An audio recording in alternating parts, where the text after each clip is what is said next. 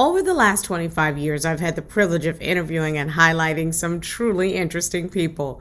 Everyone who is anyone, both the famous and the infamous, from presidents and their first ladies to kings and queens, movie stars and pop stars, captains of industry, heads of state, sports personalities, innovative entrepreneurs, and some pretty fascinating everyday people. Today, I'd like to introduce you to William White, an award-winning producer and the founder and owner of Firefly Creative Entertainment Group. So it looks like, William, we have a couple of things in common that we can talk about today. Why don't we start off by finding out a little more about your entertainment company? Can you tell me about Firefly? Sure.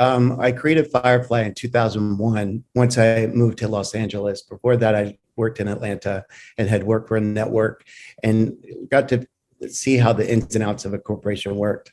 And so since then, I've been able to own my own company and produce. And you know, that is the dream of every producer and creative person to own their own company. So, William, looking over your resume, you've got some really impressive experience with some pretty big names. How did that experience prepare you for running the show on your own? Well, it's working on the network side at first, and it gave you a sense of how an operation works. And so then once I realized from a larger scale how I could apply it to me and then to work better with them on a personal side.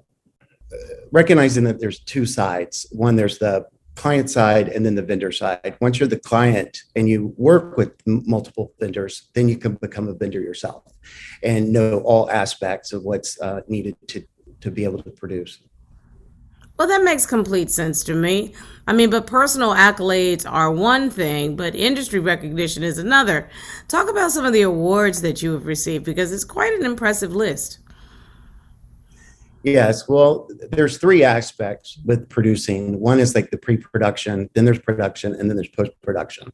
And so once you realize that instead of specializing in one area, but recognizing all three areas, I think that's where you're able to fulfill from the start to the finish. But recognizing that when you're in the middle of a project, you got to know what you're doing and where you're headed. That makes sense. What do you think makes for a successful producer? And you know, everybody watching is going to be having a pad and a pen in front of them because that's the secret sauce. Well, that's it. It's knowing that from the start to the finish, where's your goal, living in the moment, but also recognizing what you have to complete, what you have completed, what you can, recognizing the fact that it's how you approach the project. And can you physically and financially create what is needed or what is asked of you? And going out into the field and finding those options and bringing them back and exploring what's the best road to take. So I'm curious, William, what kinds of projects are you really attracted to? Well, in the entertainment industry, there's a number of areas that you could specialize in. For me, what I liked was the on-air promo department, is because you can work on sports, you can work on comedy, drama, or production or post-production. For me, I started out in the industry in a post-production field and then recognized that with production, you're going out there and creating the original content. And that was more important because then you could kind of hand off the post-production to the editors and then they're working with your footage and creating what your project goals are.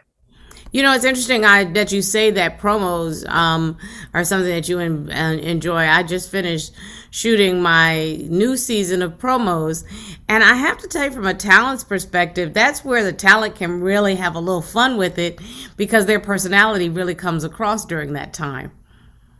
Yeah, that's what we really do is just take the overall project, look at it, see what's the best perspective, take all the highlights, and turn it into the fantasy version of the teasers of what's up to come or what's coming up. Sorry. So then tell me a couple of interesting projects that you've worked on. Well, the longest is American Horror Stories, and now we're in season 11. And each year it's a whole different perspective, but you tease the season with just the highlights. And that's really it's fun because that way you can get into it and not really expose what's really happening.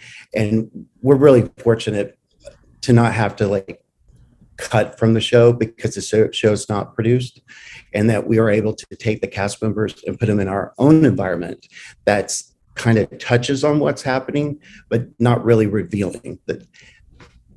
That sounds like a lot of fun, and that is such a successful series.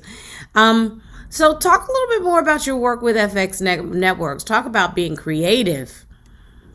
Well, it's totally fun and it's totally a coveted job. I've been there now 22 years. So previously, when I was in Atlanta, I worked for a network there and I was on staff.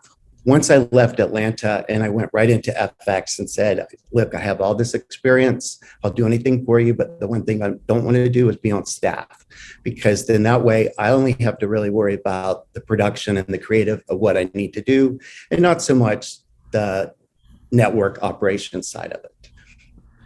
Oh, are you telling me you don't want to be a part of network politics? Is that something you're not interested in, sir? Absolutely. Yeah, I had to learn that the hard way, but I was young and naive. And then once I gained some experience, I was like, okay, maybe I'll shift gears a little bit. Absolutely. And you've been successful at doing it. So, what types of projects do you have your eye on for the future? Well, as I said, I've been in on-air promos now for probably a number of years, and that I've always had my eye on working on a feature film. There was a project that during COVID, we weren't in television, we weren't doing anything going on. So I was like, well, what can we do to keep busy? And I was like reflecting back on all the projects I wanted to produce and develop. And one is a feature film.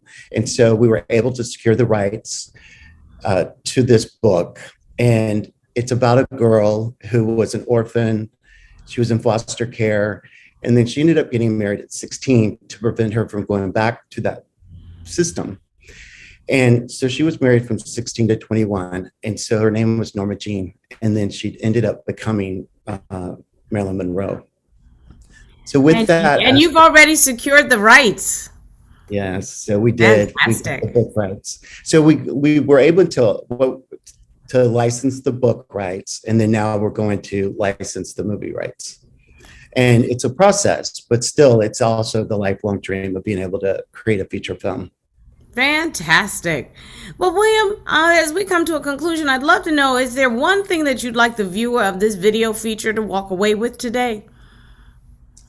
Well, I would say that throughout the process, it's like basically trying to find balance, because you have to work in the past because you're wrapping out jobs, you're working in the future, trying to develop jobs. But then the most important is that you got to stay present and do what you need to do today, as well as the past and the future.